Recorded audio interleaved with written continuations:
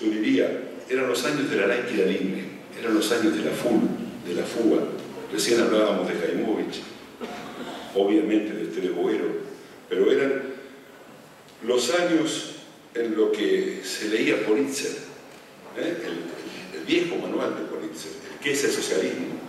Que se leía de Huberman, el ABC del socialismo, que según supieron contarme, porque repito, mi edad no me permitió verlo directamente, era más leído un prólogo que el libro tenía por la militancia que el libro completo, y eso que el libro no era muy largo, y el libro estaba tomado de una traducción que había hecho el socialismo chileno. Además, eran los años de una consigna muy clave: hay que hacer un socialismo con cabeza argentina, pero eso no era en clave nacionalista, sino en clave no PC. Eran los años del MNR, del MAPA, de todos los grupos que confluyeron en el 72 en la creación del PCP, pero eran los años donde había una tremenda dificultad para mirar al socialismo antes del peronismo, porque se estaba leyendo Lenin, se estaba leyendo Mao, se estaba pensando que la revolución estaba a la vuelta de la esquina, y los 40, 50, 60 años de compromiso reformista y contenido parecían algo irremediablemente del pasado. La izquierda solo podía ser revolucionaria. Era en realidad un clima de época. El impacto que tuvo la revolución cultural china en Argentina necesita varios libros para entenderlo. Si uno piensa el dispositivo analítico de los discursos del Partido Socialista Popular de esa época, pero también de los jóvenes de la Coordinadora Radical, se encuentra que la teoría de las contradicciones está siempre ahí dando vuelta, está siempre inmanente. Nunca, por eso hace falta ese libro que nos explique el significado de estas cosas, ¿no? Entonces, digo, esos años era lo que apareció la pregunta más clave: ¿cuál era el lugar de un partido posible, de un grupo posible en la historia del socialismo, en la historia de la Argentina, y fundamentalmente cómo dar cuenta de la cuestión peronista? Y acá un brevísimo comentario, casi marginal. Por pocos años, 3, 4, 5, pero sobre todo hasta los mediados de los 60, muchos creyeron que el peronismo era una anomalía. Es decir, el diablo había metido la cola y los planetas habían coincidido de tal manera para la emergencia del Perón, pero la caída del régimen peronista podía demostrar que sin el Estado el peronismo desaparecía. Una creencia que no era nueva dentro de la Argentina, algo así se pensó sobre el radicalismo en los años 40. Tal vez eso explica cierto exagerado compromiso en esos años de algunos autores, de algunos dirigentes socialistas, por ejemplo, con respecto a la negación del peronismo. Estoy pensando, por ejemplo, en Américo Scioldi, pero fundamentalmente en la capacidad de argumentar desde la tradición socialista en una vertiente fuertemente antiperonista. Ya a comienzos de 70 pocos creían en eso, todos sabían que la pregunta era si era con Perón o sin Perón, pero nadie dudaba que el peronismo existía y que no había forma de prescindir de él.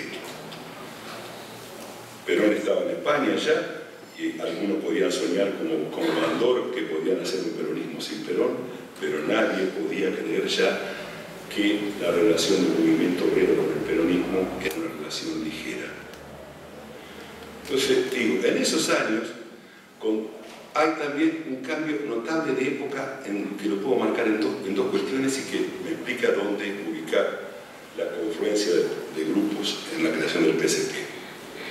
A fin del peronismo, Enrique Dickmann había construido un partido, el Partido Socialista de la Revolución Nacional, en una jugada muy rápida, inducida seguramente desde el Estado peronista, y algunos autores dicen que llevado de la mano de su hijo.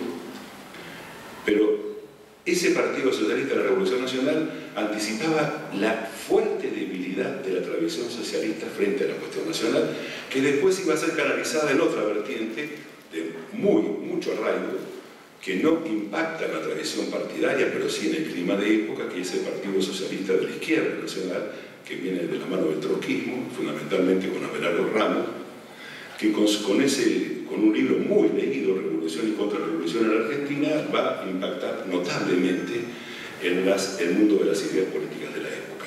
A la par de eso, es el momento del auge del revisionismo. El revisionismo argentino tiene tal vez su mejor momento en esos años 60-70, porque la confluencia del revisionismo con la izquierda le da un poderío que en los años 30 no tenía, cuando era claramente un pensamiento historiográfico de la derecha. En los 70 esto cambia notablemente, de la mano de muchos autores, y enumero Hernández Arregui, Jorge Abelardo Ramos, pero también Rodolfo Puiggrós. Puiggrós viene del Partido Comunista y la estrategia de Puiggrós es caminar adentro del peronismo. Abelardo Ramos viene y sigue en el trotskismo, la estrategia es caminar a la par del peronismo.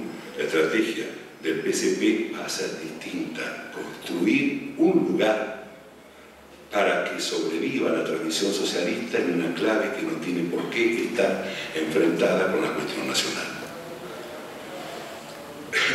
En estos años, y lo digo muy rápido, hay también muy poco de textos. Por ahí, un gran socialista como José Luis Romero, en las ideas políticas argentinas, menciona, pero por las ideas políticas argentinas, no hay un capítulo específico sobre el socialismo. Pero Romero nos hace un aporte notable para tener nosotros una inserción en la historia argentina, que es la relación que establece entre el pensamiento socialista y la generación del 37. Hay un libro también muy importante de José Panettiere sobre los trabajadores, que nos permite, de vuelta como en el periodo anterior, ir de la mano de los trabajadores a la historia del socialismo, y no es un encuentro casual. Después hay texto de Germani, un texto bastante importante de Torcuato Vitela, y un texto que a mí me parece muy olvidado y muy recomendable, que es el de José Ratzer. Ratzer era un comunista y hace una lectura del socialismo en clave comunista. Es decir, para Ratzer lo que busca es qué pasó a fines del siglo XIX y principios del siglo XX que explique la emergencia del comunismo a comienzos de los años 20. Después, obviamente, Hernández Arregui y Jorge Abelardo Ramos, pero el libro de Belloni del anarquismo al peronismo, que es muy importante, y dos textos o dos autores específicamente de la tradición pura del socialismo: Emilio Corbiere y Horacio Sanguinetti.